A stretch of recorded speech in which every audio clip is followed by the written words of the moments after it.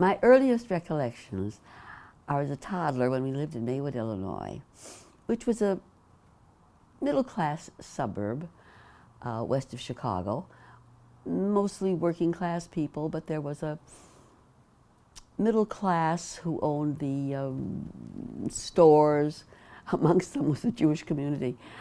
The paint store, Mr. Brown, the drugstore, Mr. Shupek, the grocery, Mr. Benjamin, the delicatessen, Mr. Samuelson, shoe store, Mr. Geyser, the orthodontist.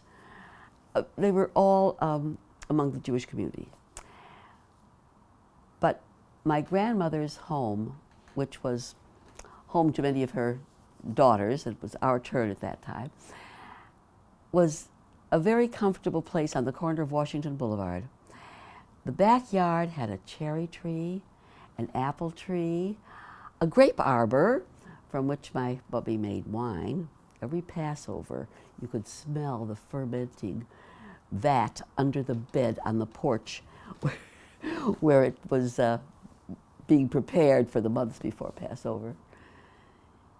Now, we children were not allowed to eat from the apple tree or the cherry tree or the grape arbor unless the fruit fell to the ground first. That's what we were allowed to have. My grandmother, when she said, "Tornit," mustn't, that was the law. Well, how did we get to Maywood? Let's go back to my grandmother, who had much fortitude. She was authoritative. She was resourceful. And she was brought up in the town of Lubavitch in Belarus, in Russia.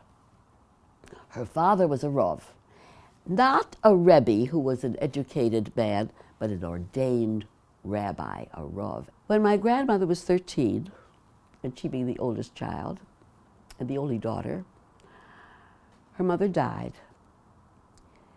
And because the Rav never had any hand in domestic affairs, they were in their ivory towers with their books, my grandmother, 13, became the mistress of the home. She not only reared her little brothers, but she did all the washing in the river, on the rocks, baking the breads and the challahs, cooking, preserving food, making her own cheese. And she tells stories of how when the snow made high drifts, she would carry her little brothers from the age of 3 who went to cheder. She carried them on her back because they couldn't miss a day of cheder. Cheder, that's the schoolroom where the boys are taught Hebrew.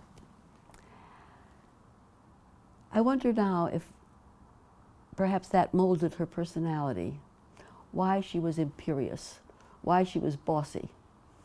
She had to attain that for survival. Anyway, when her father, the Rav, was very, very far-seeing, a visionary, because he educated his daughter. My grandmother was educated in Russian literature, some arithmetic, and Hebrew texts, and of course Yiddish. Well, a shidduch had to be made, a match, and the boy had to come also with great learning and prestige because she was the Rav's daughter. And Shmuel Tzivyan was imported from another town, and they didn't meet until their betrothal. Now, as strong-willed as my grandmother was, and as assertive as she was, that's how gentle and modest my grandpa was. Maybe that's the only way they could get together and live in safety. They settled in a little town called Illinois, also in Belarus. And I don't know how they acquired this, maybe a truck garden you'd call it in this country. I don't know if they owned the land or were leased it, but they lived off of their large garden. My grandmother preserved all the food. They had a horse because my grandfather was an itinerant teacher. He prepared all the Jewish boys in the villages around for yeshiva. Now my grandmother, besides raising 12 children and doing all this work, also taught. She was the only woman in the village who could read and write. So because she was literate, she had a great deal of prestige. The townspeople and the peasants brought her their deeds, their any legal papers, army papers, death certificates, and she would teach them how to sign. She tells me stories about tying a string to her ankle to the cradle so she could rock the baby while she was teaching, because it was always a baby.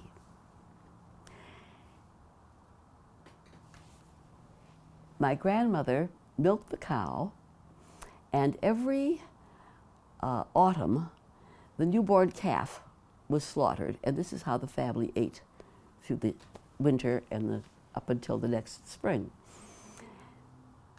The shochet came to their village at a certain time in that season and butchered the calf, and each section was wrapped with paper and sawdust and buried beneath the frost line. So you see, they were preserving food by freezing before Bird's Eye. My mother said you always knew when the Passover was coming, but you got the good food then. The good stuff was buried far below. The things that had to be eaten immediately were on the top, like tripe, lungs, heart. And even the little children were not exempt from work.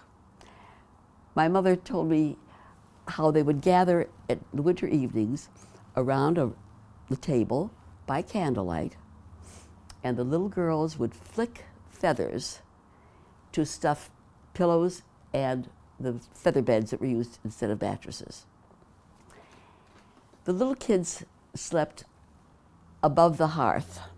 There was a brick platform over this long open oven where all the cooking was done and provided heat for the house. It was a little 3-room house. Grandma and Grandpa had the only bedroom. There was the main kitchen where everybody worked and lived, and a small parlor that was saved for occasions. The older children slept on pallets on the floor. But the little kids, there were no play dates. There was no quality time for children. In large families like that, the older kids took care of the younger ones, and the younger ones roamed. They roamed in the woods, by the creek, in the little orchard. They were on their own. And I wonder if that isn't a good idea sometimes when I see how young mothers book every hour of their children's lives with meaningful activities and lessons. Children have to have time to dream and observe. That's how they learn about life. That's how they learn about relationships. I remember as a child sitting in the corner and listening to my mother and her sisters gab and gossip about everything, their marital problems, their financial problems, how hard the labor pains were, gossip about the neighbors. And to me it was fascinating. And I know I learned a lot because I didn't believe everything they said. I knew a lot of it was exaggeration just to entertain each other. But it gave me a scope of the world that I was going to enter in. Well, the Rav was called to Chicago because many of his congregants had settled in Chicago, and they wanted their own style of worship and their own melodies, so they sent for their Rav, Mordecai Zevin. And he came with his older sons, and they formed a congregation on 13th Street. And he was evidently a very important figure because all the Bet Dins in Chicago, that was the Jewish court, was held in his apartment. Now, the rest of the family was eager to also come to America. And my grandmother and grandfather sent their 2 oldest children first, my Uncle Ben and my Aunt Mary, with their father to come to America to earn enough money to bring my grandma and all the little girls. Well, they did. They did what many immigrants did. Ben, as a teenager, became a peddler. People who didn't have language, they just went to the wholesaler who fitted them with a tray that had notions like shoelaces, thread, needles, little household gadgets, hairpins, and they didn't need the language. They would knock on the back door. The mistress of the house came and she looked, and if she wanted something, she'd buy it, she'd give him the coins. And my aunt, who was maybe 15 years old, went to work in a sweatshop. A couple of years later, they had saved enough money to bring their mother and their little sisters. Now, my mother said they came first class, but my mother exaggerated it. Maybe it was cabin class. But I always wondered why we could never trace the family at Ellis Island. And my mother's passport said Baltimore. I found later that the only ones who went to Ellis Island were the steerage passengers. Anybody who came not in steerage could come where their ship was booked to land. So they landed in Baltimore. Well, my mother tells very funny stories about the adventures on the boat. My grandmother never left the stateroom. She was very seasick, and she wouldn't trust the food on the boat to be kosher, so kosher enough. So she brought bread, hard-boiled eggs, maybe some herring, and that's what she lived on, with fruit, until they landed in Baltimore. But the little girls were free to roam around the ship. Now, they didn't know. They were between the ages of 5 and 11. They didn't know that you go to the dining room for a meal. As they roamed the ship, they saw waiters with trays. So they would filch food off the tray, and that's how they ate. My mother said they went to the railing many times, holding the fruit and whatever else they had, and they noticed that the passengers from steerage held up their hands begging for the food. So my mother and her sisters used to filch more food and throw it down to the steerage passengers. When they landed in Baltimore, my grandmother gathered the little girls around her, and as they're disembarking, she sees on the docks African Americans who were stevedores, porters, and she was shocked. She'd never seen a black person.